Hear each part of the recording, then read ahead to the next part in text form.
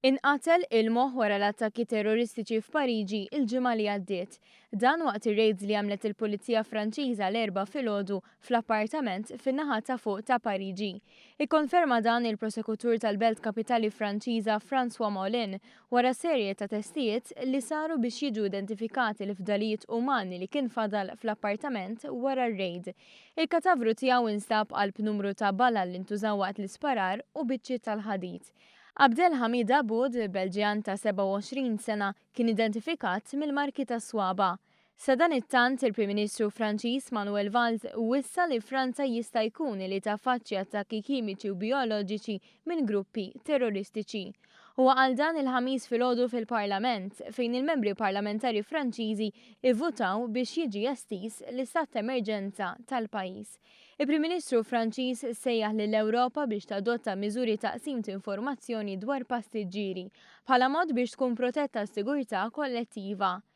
Lilin mill-attakki f'Pariġi suspettat militant tal-Istat Iżlamiku qatel żewġ soldati mill-Bosnja.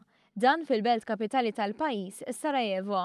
Il-Pulizija tal-pajjiż qalet li r-raġel attakka lis soldati f'ħanut tal-logħob u iktar tard spara xi tieri f'karozza tal-linja fejn imbagħad stelaq jiġri u sploda lilu nnifsu.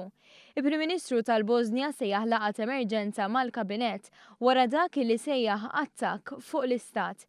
Uffiċjali tal-pajjiż qalu li waqt l-attakki ir-raġel beda jgħajjad u jgħid Alla u l-akbar.